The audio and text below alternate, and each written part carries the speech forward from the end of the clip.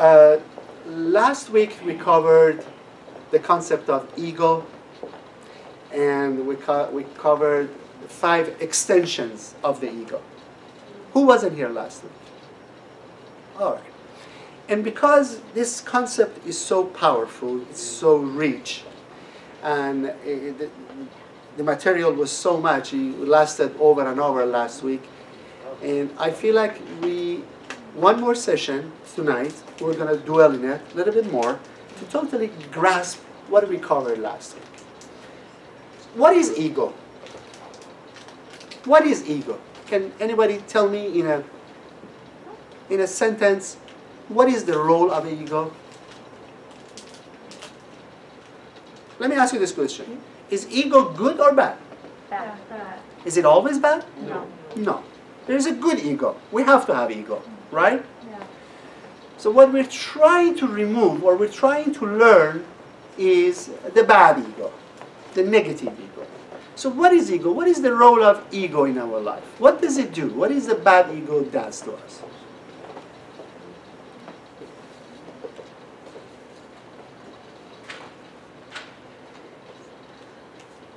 Ego wants me to be into myself. Ego is all about me. I am important. I'm the most important person in the world. It's all about me. It's my way.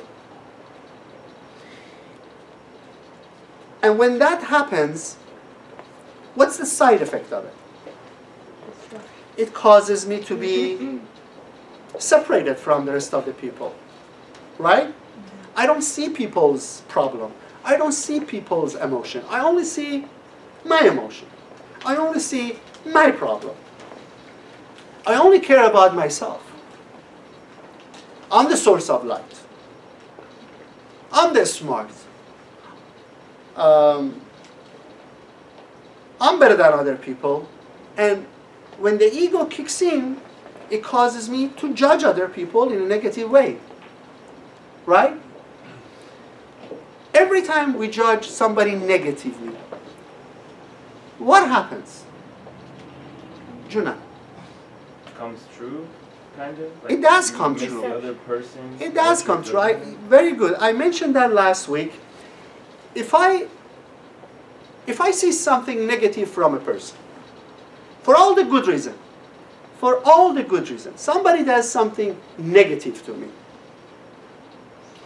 lies behind me, cheats on me, destroys me in front of my people, my friend, something negative. Somebody does something negative. And if I judge that person based on that negative action that he does, or he did, what happens is a negative force will come and surrounds around my soul, around my neshama. It becomes a klipa. You guys remember the Shell. the word klipa we learned? The shell. Klipa is the shell. Klipa is, remember again, your soul is good. Everybody's soul is good. We don't have a bad soul. When people say, oh, this guy is a bad soul, it's not the soul that is bad, it's the klipa that surrounds the soul, makes that person look bad. Why? Because when the klipa surrounds somebody's soul, it's a dark shell, it's a dark consciousness, it's a dark energy that surrounds that person. So when I see that person, I don't see that's the soul, I don't see his soul, I don't see her soul, I see the klipa. And the klipa is dark, and because he is bound by that klipa that surrounds him, so he reacts in a negative way. So is his soul bad? No. Why the soul is not bad? Because the soul is part of the light force. It's part of God. God is all good. God is all good. So when we are born with the soul, we are born with the neshama is perfect. The neshama is flawless. The neshama is a light. But what surrounds the neshama is this problem. And during the lifetime that we've been here, and during this lifetime, every time I think negative, I act negative, I talk negative, I create a klipa, a dark shell that surrounds my life, surrounds my soul. And then I don't see good. It's like putting on a dirty sunglass. You can't see good. You don't see the light. You see only what is on your glasses. So when I judge somebody based on their klipa, when I think about somebody with a negative thought, when I talk about him, when I repeat somebody's negative action, negative talk, for all the good reason. For all the good reason. Remember this. The side effect is what? That negative thought, that negative action or negative consciousness will come and surrounds my shell even more. It makes my klipa darker. And then what happens? Everything is energy, right? We're all surrounded by energy. There is nothing but energy and consciousness. So that negative consciousness would go and travels to that person and makes him or her darker. So if I say, oh, this guy lies all the time, and I may be right, but when I repeat it, I say, this guy lies all the time. He cheats all the time. What happens? He becomes even darker. He becomes a bigger liar. He becomes a bigger thief. Because that energy travels. They say a little bird moves in China and the wind of that movement reaches Los Angeles. It's an energy. It flows. So when I think or I mention that negative thought travels and he becomes even a worse person. But when I judge positively, I say, you know what? Of course, yeah, he did this, but his neshama is good. His soul is good. There is something good about him. You know, he's not 100% dark. There might be some good in him because we can always find good things about people. And we got to remember that when we are mad, when we are disappointed, when we are sad about something, we immediately have to stop that negative judgment that we have, because it's not going to do you good, it's not going to do him good. Things are going to get worse. You can never sit with your friend and say, you know what, I hate this guy ruined my life. And when I said that, does anything good is going to come out of it? No, I become more hateful, I'm going to hate him more, he becomes more hateful. Things are going to get worse. But if I say, you know, with all his shortcoming and negativity, but he still is a good person, I pray for him that he will be better. I pray for him that he doesn't cheat anymore. I pray for him so he doesn't lie anymore. And what happens? That positive thinking will go and would cleanse his klipa. Chances are, if you don't want somebody to talk bad behind you, think positive about him. And he's going to stop, or she's going to stop. That's how powerful the energy is. That's how powerful the consciousness is. And we had a question? Yeah. So, let's say you know a guy, huge scumbag. Okay? Right. Say he's a scumbag. Right. Scums his friends, he lies to him, he lies to his friends, whatever. Right. Takes money, blah, blah, blah. Right. All the badness. Right. So, you don't necessarily say anything bad about him or her, but do you act the same or do you act differently towards them?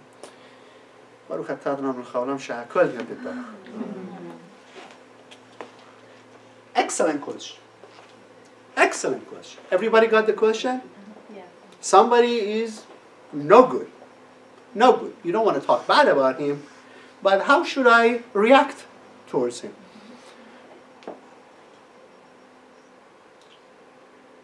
Let me tell you a story of Abraham. You know Abraham the patriot? His life was about giving love. Chesed. It was all about kindness and love. He had a tent in Beersheba, and he would open up all the side of his tent, and he would sit in his tent, and he was hoping for the people to come in, people who didn't know God, people who were dark. He would invite them in, wash their hands, wash their food, give them room to stay, And then he would talk about God to them. You know, he would say, you know why I have so much blessing in my life? God gave it to me. You know, there is a concept of God. There is an energy of God. So one day, this is comeback. All right? This guy, negative guy, comes in, and Abraham says, oh, come into my home. And the guy says, what's the catch? Why do you want me to come to your home? He goes, nothing, just you're tired, come in. I'll wash your hand, wash your food. He goes, what do you want? He goes, nothing, just come in. He washes his hand, he washes his food, he brings him food. He goes, why are you bringing me food? You want to buy me out? He goes, no. He goes, hey, I don't believe in God, I don't believe in spirituality, I don't believe in religious, none of that, right? Abraham says, okay, well, stay.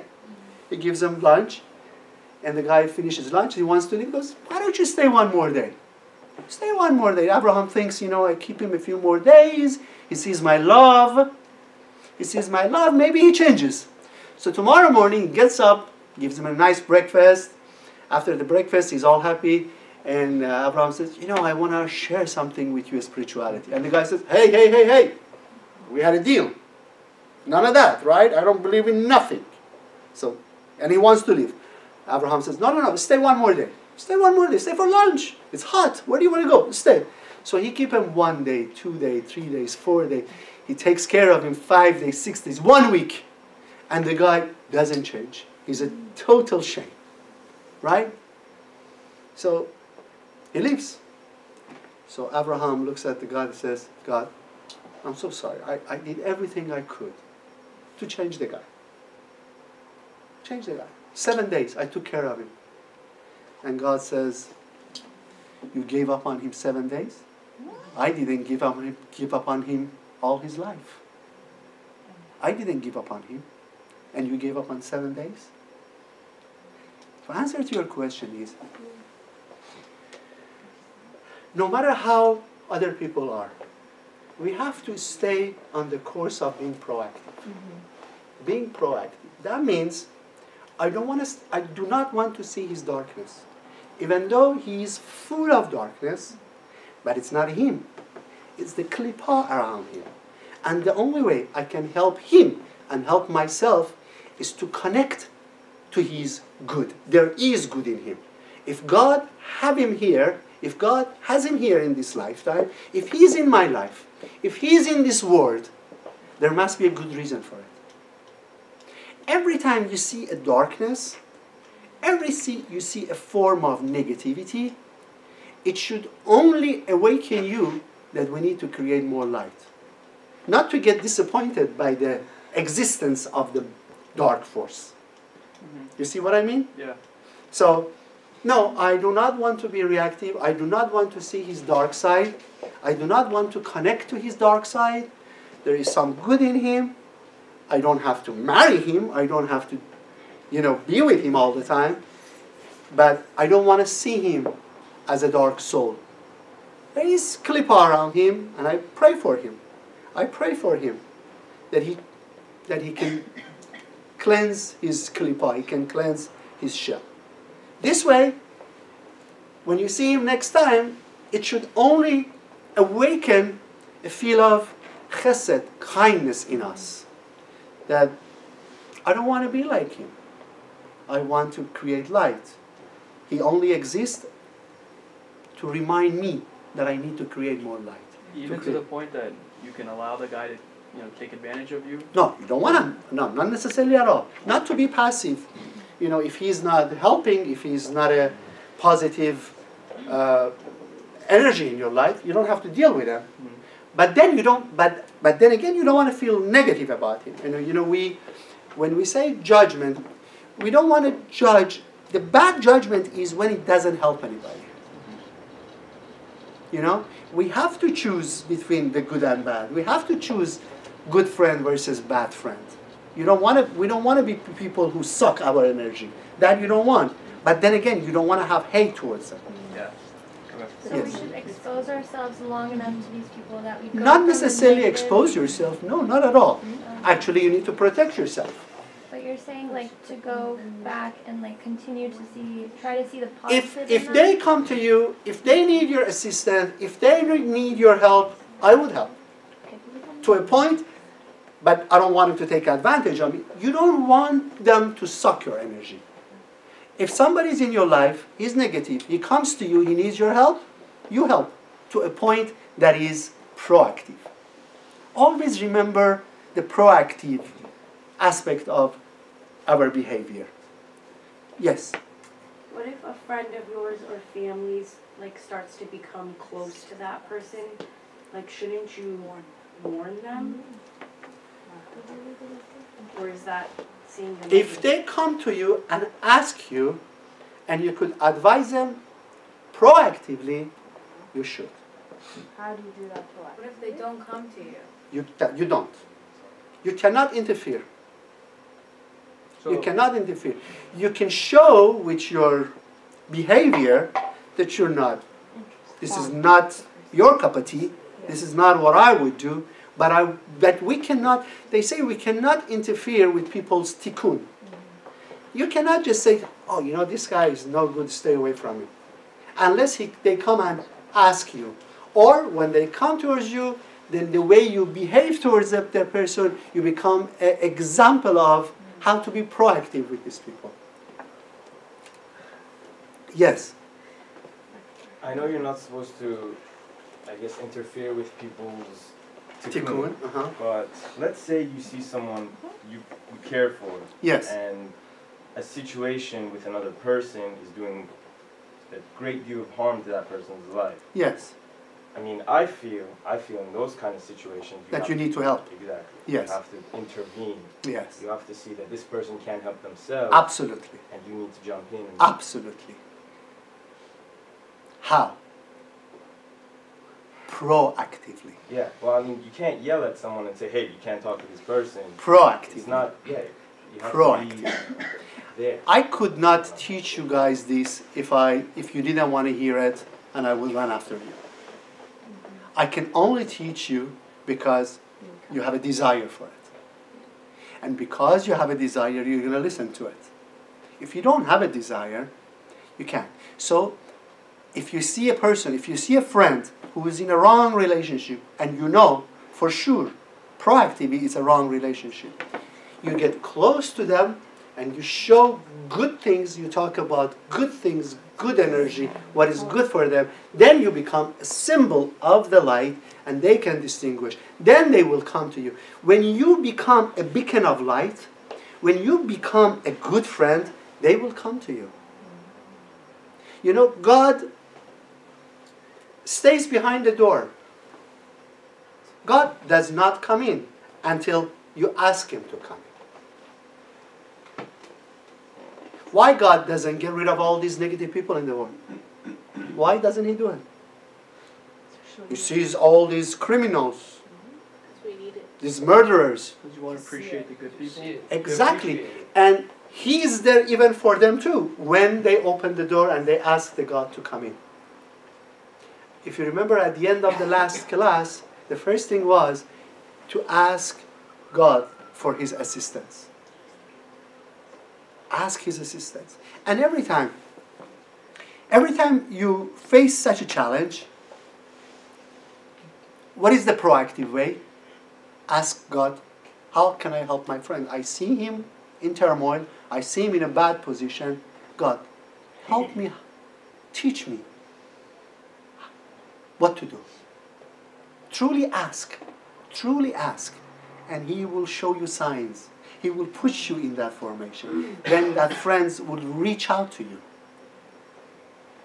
This concept of reactive and proactive, if we can spend the whole year on it, it's not enough. It's not enough. There was more question, or shall we continue? Okay. So, Yeah, one more question. It's okay. yes. Say like it's already, you're on really bad terms with a person. And now you always see them around. Yes. And like, I don't want to, like, you don't say hi to each other, you just say, act like they don't even exist. So.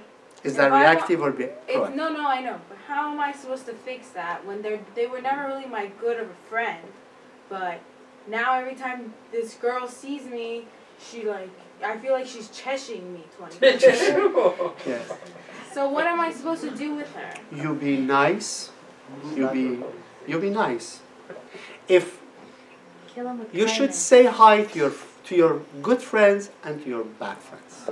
You should say good morning to your good friends and to your bad friends. You should be willing to shake hands with everybody. And when you do, when you say the good morning, when you say hi, you say it with proactive consciousness. Without any expectation. I don't say goodbye to him for him to change. I don't say goodbye to him so he likes me. No, because it's the right thing for me to do. And I do the right thing, and that's all. That's all. So don't react if the person doesn't Don't say react hi. if he steals negative or if he says F you. You know what I mean? Just walk away. You just do what the light would do. You know? You be nice. You be good. Because if he's bringing that negativity out of you, you're letting it happen. You become vulnerable to his negativity. Juna. Why is saying good morning and hello and goodbye considered to be the right thing to do? Because it creates connection. We're here to connect. Even if the connection is terrible with the other person? Even if it's terrible. Once you say, when you say hi, good morning, how are you? When you say how are you? I feel like you're giving the other person the wrong idea, though. Like, No. Yeah, they'll like ignore you. No, you see it first. That's fine. It's okay. You've done your part. You're not doing it. I have to do things without any expectation. That's it. You don't Because I want to do the right thing, and I don't care what their reaction is. I don't care what they think. Part of the ego we learn is we care what people think about us. And when I rule my life, when I live my life with the notion that I care what people think about me, then I'm ruling by my ego. Your soul wants to connect with that dark force soul because behind that curtain, behind that kalipa, there is an amazing soul there. And when I say good morning, I say good morning to his soul.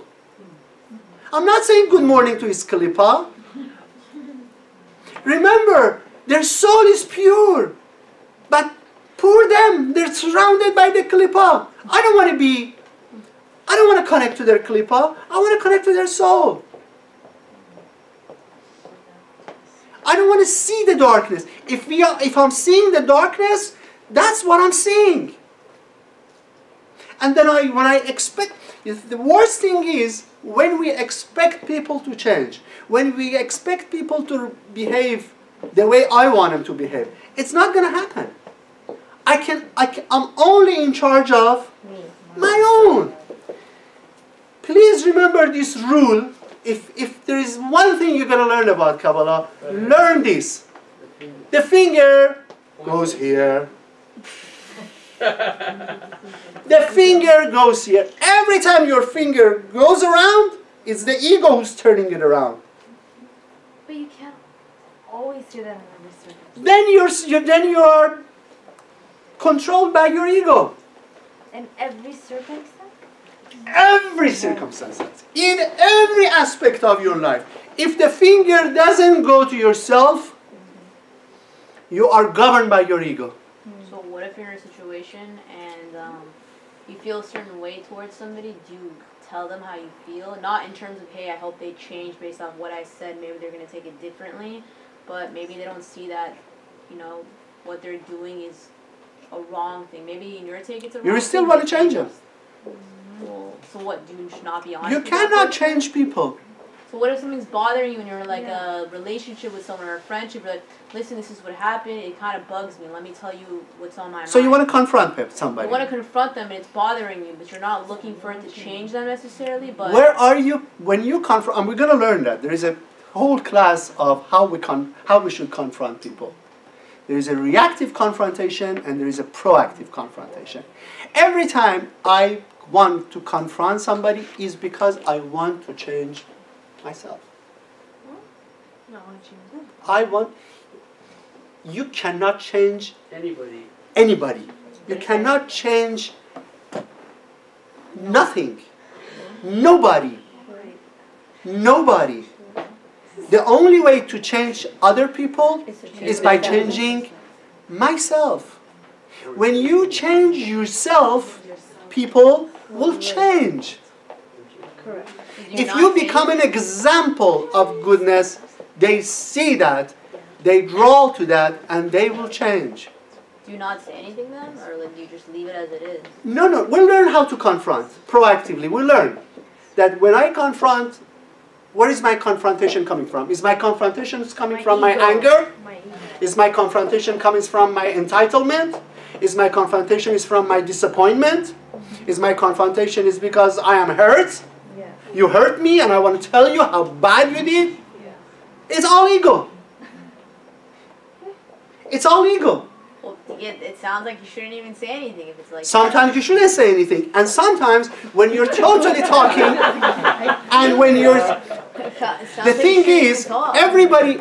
Look, the law of Kabbalah is there is only you, and the rest of the world. Everybody is there for you. Everybody in your life is there for you. Every news that you hear is for you. Every situation, the climate is for you. Everybody is for you to change yourself. To change yourself. If I'm having a difficulty with somebody, it's not him, it's me that I have a problem. It's me that I cannot deal with this person. It's my reactive behavior that it cannot deal with it because my ego is interfering. If I had no ego, if I had no klipa around me, and he had no klipa around him, would there be any problem? No. So can I go and break somebody else's klipa? Never. You can't even break our own. You can only remove your own klipa. By removing your own klipa, you create a light, and that light will washes his klipa. I'm not saying to be passive. Once we learn how to confront, and the confrontation should be only when the finger is here. Is it better to give it a couple of days? Like, I don't know. She Like, wants to go on so. You know, I'm going to tell you a personal situation. I studied Kabbalah for 30 years, but I had an issue with somebody very, very close in my life. I hated the guy, and he was in my life, and I couldn't get rid of him. He was in my life. He would say negative things behind me. He would say lie behind me. He would cut me down. He didn't like anything, nothing about my life. He didn't like the way I dress. He didn't like the way I drive. He didn't like the way I do my business. He didn't like nothing about me. He hated me. he saw something in you that he didn't have. That's the basic thing that it was. Your finger is still going there. Watch. Wait. I'm not finished yet. Was it Yes, you're such a Gemini. How could anyone feel that way about you? So one day, listen. So one day, I wanted to go and confront him. And he intimidated me so much, I thought, if I go there, he's going to then put it at me. I confront him and things are not good, and I cannot say what I want to say. So I actually wrote a letter. Wrote a whole letter. 2-3 pages of everything that he has done to me. Everything that he has done to me. You destroyed me, you cut me down, you're this, everything. I wrote it down. And I put it in a pocket, and I put it in my pocket. And I went there to confront him. And I went and I sit in front of him. And then it dawned on me. It's not him. Oh my God, it's not him. It's me. It's me that I don't know how to deal with him. Yeah, this guy wants attention. I never gave him the attention. He wants respect. I never gave him the respect. What do you mean you can't deal with him? Is that necessary? Wait. He wants my love and I never gave him my love. That's why he hates me. He wanted my attention and I never gave him my attention. And that's why he hates my guts. I never called him. He loves me to call him. I always waited him to call me. And he's so disappointed at me. And then I took the letter, put the letter back in my pocket. And I said, you know what? 50 years I know you, and I never knew how good you are, how smart you are, how wise you are. I never gave you compliment. I should have seen that. I never saw that in you. Wow. I ignored to see it. I apologize for everything that I said bad about you. I'm sorry for all the judgment that I did about you. It's not you, it's me. I need to change, and I'm sorry. The guy was like, what? And met. This is a true story of my life. But you have to mean these things, though. You can't. I meant it. You meant it. I meant it because at that moment, Right. it dawned on me. Right. Do you think That the is- letter helped you? Like when you wrote it down, you realized? No, no, the letter was full of hate. Was all full How did you of judgment realize? and expectation and entitlement, and the letter was, the finger was towards at him. He is my best friend now. He loves me. I give him compliment. He returns the compliment to me. I call him because he loves me to call him. To give him respect, to give him honor, to give him love. The poor guy only wanted my love. And because I was so stuck up and so into myself, like you don't like my way I get dressed up, hell with you. You know? He only wanted my love. He only wanted my attention. He only wanted some respect. He only wanted some respect. So I call him now, twice a week. And I tell him, I love you. And I do. Because he caused me to remove a pain that I carried for 50 years. For 50 years, I thought he was my worst enemy. Not knowing, he only showed me what was inside of me. All my shortcomings, all my ego. Every time that my finger went there, I blamed him for all my mistakes. Now, every time, and if 1 week I don't call him, he calls me, he goes, I miss your voice. And I go, oh my God, what a Mashiach. That's so nice. And it only happened because I changed myself. And because I changed myself, now he gives me compliment on my clothing. He never liked the way I dressed up. Now he says, I'm happy you're teaching Kabbalah. Oh my God. This guy doesn't know what Kabbalah is all about. Only because I changed myself. Only because I cleaned that klipa around me. Juna. So, like, I wanted to bring this up when we talked about being reactive too, because it's similar. But you don't think he thought, oh wow, like I could take advantage of this guy. Like when stuff like that happens, I feel like I need to show the person, like, look, I can stand up for myself. I know what's going on. I'm not dumb. I know what you're doing. Do you know what I'm saying? Like, if I say, oh, it's me, then they're gonna be like, oh, she's stupid, like she doesn't even see what I'm doing, I can take advantage. If you truly mean it, because when I said it, I saw that. All of a sudden, it dawned on me. And when I told him that I love him, I truly meant that I love his soul. I only realized that the fact that I see all these negative things in him, because that's my perception.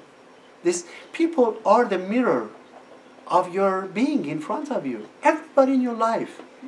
And you have to come to peace with that. And you have to understand, as long as I have a cavity in my tooth, it's not the dentist who's hurting me, it's my tooth. You know, when you go to a dentist, and one of your tooth has cavity, the rest are all okay. And the dentist goes, you have issues here? No. Here? No. Here? Ah! What is it hurting? Is the doctor who's making you hurt? No, it's your tooth. It's your cavity. It's your negativity that is there. It's your darkness that is in there. And people awaken that darkness in you. They awaken this darkness in you. And I'm not saying it's easy. I'm not saying it is easy. Breaking ego is the hardest thing in the world. Breaking klipa It's the hardest thing in the world. The Satan wants you to stay with your ego, but they are stupid. They are bad. No matter how good you are, they are still going to do the same thing. And when I give in to the ego, they stay the same. They stay stupid. Unless I change my consciousness. When I change my consciousness, when they see me next time, they're not going to see my klipa, because my klipa is over now. It's not. It's gone. They see my soul. They see my soul. When that person hates you and you go there and you give him a hug, I love you. And you mean it. Because when you hug that person, hug their soul, not their klipa. Not the klipa. And don't go there because you want to get something back. Don't give them love to get love back. That's ego again. Give for the sake of giving. Don't give them love hoping that they'll change. Because they're not going to change, because you're not doing from your pure heart. You're doing it still from your ego. Now you're smart. You learn something in Kabbalah. Oh, I'm going to go work it out. You got to go with pure heart. You know, before we continue, I want to say the blessing and connect to Moshe Rabbeinu. How about that? All right? So, as I explained in the beginning, tonight is the eve of 7th of Adar, which is the birthday of Moshe Rabbeinu. I'm going to say the blessing. We'll light up the candle. And I want all of you guys connect to the energy of Moshe Rabbeinu.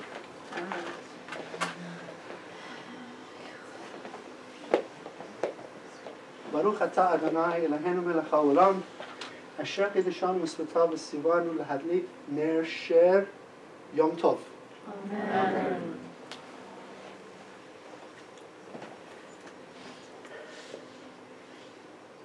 So when you're hurt, your soul is never hurt. Your soul gets disappointed of the ego. When we get disappointed, your soul is not disappointed. It's the ego who gets disappointed. When I have expectation, it's the ego who has the expectation, not the soul. The ego wants you to stay disappointed, upset, sad, lonely, victim. I deserve more, it's not fair, they're not good. That's the work of the klipa. There are two banks.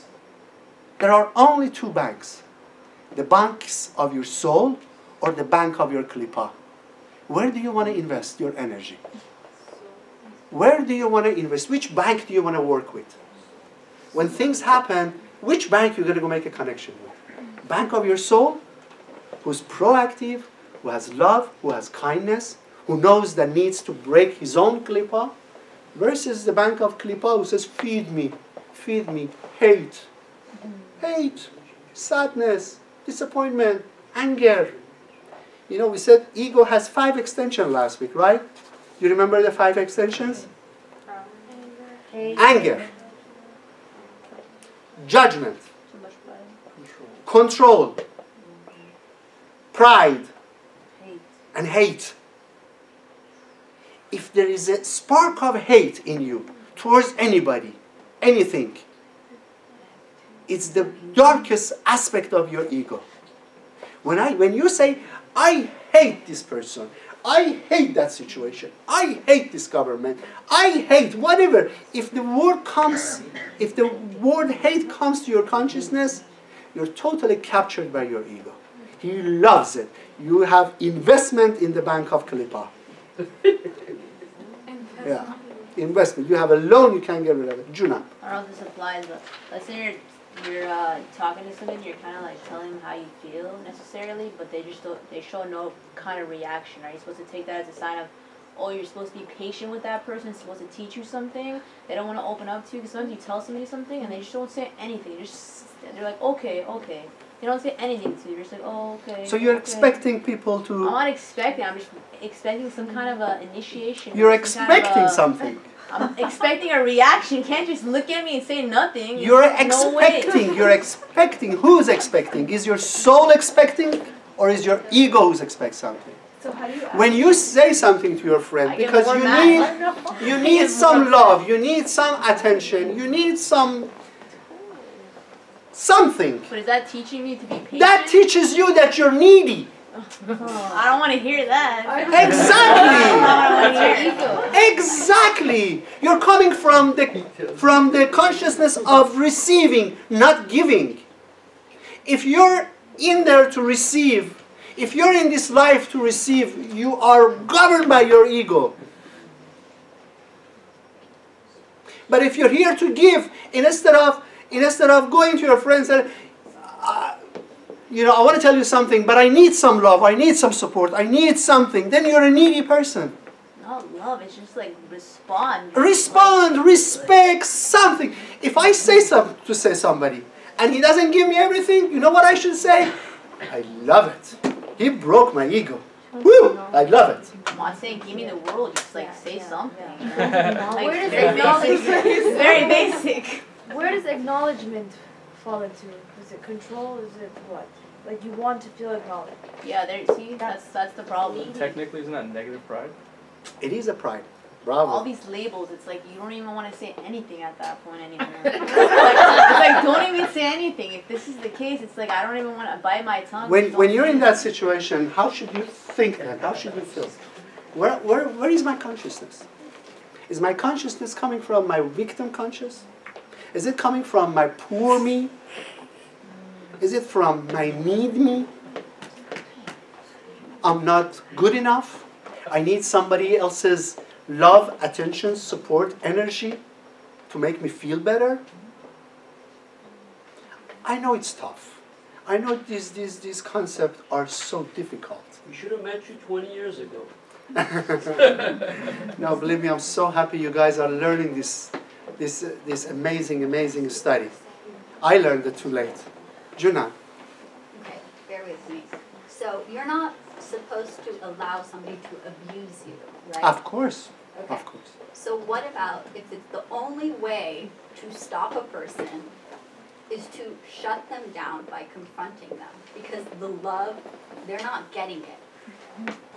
You need to kind of put them in their place and make them understand. Oh, put them in the place. Yeah. Yeah. That's ego. That's ego. Yeah, put them. I'm gonna show them. That's ego. I'm not willing to work on myself. It's not about me. It's about them. That's Isn't it ego. about me though? If I'm saying I'm tired of you abusing me, I it's enough. Is ego. You just said pointed at me. No. I is ego. Me is ego. They're hurting me is my ego. I want to teach them a lesson. It's my big time ego. Because I'm not willing to change. I want them to change, so I'm going to teach them something. I'm going to make sure they understand what they're doing wrong. Baby, it's all ego. Extreme. Maybe it's all ego. Like being abused. Like really abused. Of course you don't want to be abused. Of course you. How do you change? Her point is it's a different way. The way that you seeing it's. I'm saying something different. It's a different. I'm sorry. So let me. I'm not saying I'm going to go there and karma's a bitch and here I am. You're going to see what's going to happen to you. I'm saying you're doing these things to me and it's going to stop, and it's going to stop right now. Oh, if they are bullying you, if they are hurting you, bullying you. Confront you and say, this is what you're doing, and it stops now. I'm not your whipping boy. Do you think that would stop him? Yes. No. They know that that anger in you, and they're gonna be like, "Whoa, I won!" So I'm seeing the reaction out of her, and I like it. Amazing question. That's how they are. Amazing question. They know they hit your stuff. Rule number one. Rule number one. The finger goes here. Rule number two. You cannot change people. You cannot change people. If you're confronting people to make them change, act differently towards you, you can't. They won't change. So maybe you're confronting them so you can only confront yourself. No, you're doing that to make yourself feel better. Yeah, for you. Yeah, but it's an instant G. They won't change. If you go and tell somebody, I hate you because last week you said something negative about me and it was so untrue. Okay? Is that a good confrontation? No. Why not? Okay. That's your ego. Because that guy or that girl is going to come and talk more negative about you next time. They get pride. Yeah, you get an instant G by confronting reactively. You get an instant G. You think, I showed them. I told them. I stood up to my right. I'm not going to do it again. They're not going to do it again? No, I said then they're going to do it Yeah, again. they become more hateful to you. You become more hateful to them. I'm sorry? They can do it again, but you just stood up for yourself. The only way to stop people bullying you, mistreating you, abusing you, is to change yourself. Why they are abusing you and they're not abusing me? That's the way you're projecting yourself. The way you're out, don't know you. showing. Maybe you're allowing it. You're available. I have to be so strong. I have to love myself so much. I have to love myself with all my shortcomings, with all my short fuses, and with all my talent, with all my good and bad. I have to love myself to a point that it doesn't matter. It doesn't matter what they say or what they do to me. If I truly believe in myself, if I know that with all my good and bad, I'm amazing. I have the life force with me. My soul is great. And I'm not going to be shattered by people mistreating me, talking bad about me, abusing me. When people abuse us, we have let them abuse us. We have become too vulnerable. We have acted reactively. And we have taken people's words into our heart. I'm not giving myself value. If somebody come and tell me, you're 3 foot tall, does it bother me? No, because you're not. Because I'm not. But But if somebody comes and say, you're an ugly 6-footer, and I'm still a 6-footer, but I'm not quite confident about myself, and that ugliness hits my ego, then I react, and I think they're abusing me because they're always pinpointing at what I'm sensitive about. Do you get it? When you get hurt, who's getting hurt? Your ego is getting hurt. Your neshama, your soul, never gets hurt. Your neshama never gets bullied. Your neshama never gets abused. Your neshama is untouchable. It's only your ego who's vulnerable. It's only your ego who is vulnerable, who thinks, ah, I didn't want to hear this. This is not good. This is not fair. It's only the ego. Don't let the ego fool you. Juna. But say like you get in an argument with someone, like you're having problems with someone, Yes. and like say one of your friends sits you both down, and that other person that did the wrong to you says, like, what did I do wrong? What can I change? Then can you tell them if they want to know, or you still don't tell them? No. It's not your place. No. So you're Because supposed to let them figure out. Only when somebody comes to you. Only when somebody comes to you and they love you and they know you can help them. Then you can help. I could not help any of you guys if you wouldn't come to me. I couldn't run after you in the street, tells you, hey, do this, do that. You would say, get out of my way. But even if the other person says, I've realized I've done something wrong and I'd like to change, can you give me some pointers or something? Of course. Then you can. Of course. Of course. says that? And when that happens, who says that? He knows. A lot of people in your life when you change. When you don't see darkness, when you don't, your perception is not negative, is not coming, when your perception is not from your ego. Juna. Okay, it's really hard for me to not like a person. But when there's someone that is so negative, and Yes. when you just see them, they're like, Right. they bring like this negativity to you. What do? You Run.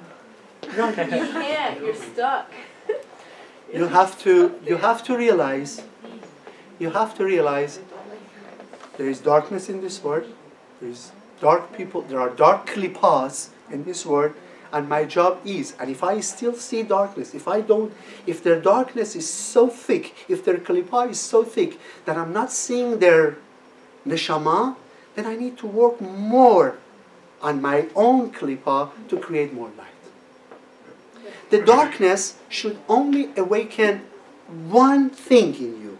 Only one thing. Only one thing. Turn on the lights. Turn on the light. You go to a dark room, pitch dark, pitch dark. You turn the lights on and the darkness goes. Where the hell the darkness goes? Who cares? Who cares? Because the darkness doesn't really exist. The darkness, as we know even in the science, is the absence of light. So when I see darkness, what does it tell me? There is a lack of light. I need to create more light. I need to create more light. I need to create more love. I need to be more caring, more passionate. See the good. See what is good. Do good. Turn on the lights. Turn on the lights. Instead of letting your ego to jump into the pool, turn on the lights. Ask for help. Ask for a bravo. Mwah. Ask for help. Because you can't do it by yourself. The ego is so powerful, the Satan is so powerful, we can't overcome it without the help of the light force. I don't go anywhere without my Zohar. I take my Zohar with me everywhere that I go. I go to work, I take my Zohar with me. Sometimes I don't read it, I don't have time to read it, but it's sitting by me. I'm going to bank to do my banking, I want to ask for a loan, and I look at my Zohar. One possibility I see is Cinnabon on Tampa Avenue. What the hell? Your Zohar talk? Is that as good as Zohar? Oh, that's why my battery is running down. Your GPS is on. The GPS is on. That's why it's running down. Sorry, Nader. Something's gone wrong. Ask for help! That was so funny. That is so good. That was a message. That was a message. Saying, take your Zohar Oh my with you God. everywhere. So, why I take my Zohar with me everywhere? Because I know I need help. Because I know I need the help of the light force. We can't do it by ourselves. The ego is too powerful. That's why we pray. Why do we pray 3 times a day? God wants us to pray to Him? He needs our prayer? No. Are you kidding me? I only pray to bring light into myself. Why do we meditate? I put on a tefillin yesterday. Why do I need to put on a tefillin again? Didn't I receive a light yesterday? Because the challenges come all the time. And I need assistance of the light force. Juna. So, kind of to add on to what she was talking about, let's say you have a negative person in your life. And again, correct me if I'm wrong about how Kabbalists believe this. You're not supposed to cut people out of your life, correct? Yes, you do sometimes. Okay, if they are sucking your energy, if they are sucking your energy, if they are not healthy, if they are not helping you grow, no, you have to put them away. Of course, proactively. Right, okay. Proactively. I have a friend who only wants to suck my energy. Forget about it. I say no. Thank you. I say no. Because sometimes we just want to change him. We can't change him. Somebody's there and always sucks my energy. No, of course not. That's a good judgment. It's a good judgment. Yeah, that's what I was going to ask. Right. If it's... But let me tell you, if somebody is in your immediate family, you can't get rid of them. They're in there for a good reason. How immediate? To teach you. Your first family, your cousins, your first cousins, your blood cousins, your first family, your blood cousins, you